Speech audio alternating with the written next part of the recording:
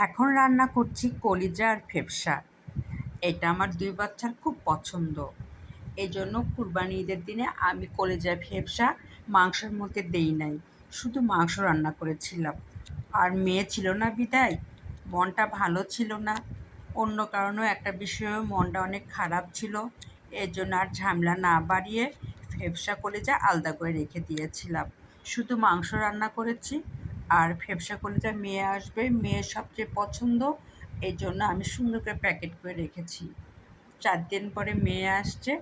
শুরু করে দিলাম আজকে রান্না ফেফসা কলিজা। তবে একটু সুন্দর করে রান্নার চেষ্টা করছি, যেহেতু মেয়ে ঈদের দিন আমার বাসায় থাকেনি, ছিল শ্বশুরবাড়িতে। আর প্রতিটা বাবা-মাই সন্তানের জন্য অনেক কিছুই জমা করে রেখে দেয়। শ্বশুরবাড়িতে কী খেলো আর কী খেলো না সেই হিসাব বাবা-মা করে না। তারা সবসময় চিন্তা করে মেয়ে আসলে এটা খাওয়াবো, ওটা খাওয়াবো, ও নাই এটা রান্না করব না, সেটা রান্না করব না। শুধু আমি না, প্রত্যেকটা বাবা-মাই আমার মতোই এসব চিন্তা করে।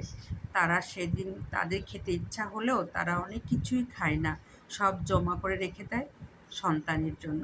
সন্তান আসলে একসঙ্গে সবাই খাবো। আমার ছেলেটা আবার অনেক লক্ষ্মী। যদি বলি আপু আসুক রান্না করব, ও আর রান্না করতে দেয় না। বলে মা রেখে দাও, আপু আসুক একসঙ্গে খাবো। এর জন্য আমার একটু সুবিধা হয়। ও আমি রেখে দিতে পারি। ওকে অন্য কিছু খাওয়াই, আপু আসলে ওই জিনিসটা রান্না করি। তাই আমি ফেফসা আর কলিজা ওই ঈদের দিন আর রান্না না করে আজকে বসিয়ে দিয়েছি ২ সন্তানের জন্য। ২ সন্তান বাবা-মা অবশ্য ৪ জনই আমরা খাবো। তবে মেয়েকে উদ্দেশ্য করে আজকে সন্ধ্যার সময় ফেফসা কলিজা রান্না করছি। আর এটা তো ফ্রিজে বেশি দিন রাখা যায় না। বেশি দিন রান্না রেখে দিলে এর টেস্টও নষ্ট হয়ে যায়, আবার দেখতেও কেমন যেন কালার চেঞ্জ হয়। এজন্য আমি ফেফসা কলিজা বেশি দিন রাখি না। আমি ২-৩ দিনের মধ্যেই খেয়ে ফেলি। এজন্য আজকে বসিয়ে দিলাম। আর আরেকটা কথা হলো, মনটা অনেক খারাপ আছে আজকে। তারপরও পেটে ক্ষুধা আছে বিধায় রান্না করতে হবে। শরীরটাও তেমন ভালো না।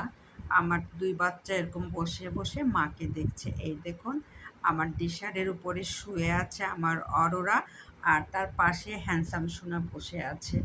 আর আজকে ঘরটা তেমন গুছাতে পারিনি। কালকে যা গুছিয়েছি অমনই আছে ঘরবাড়ি।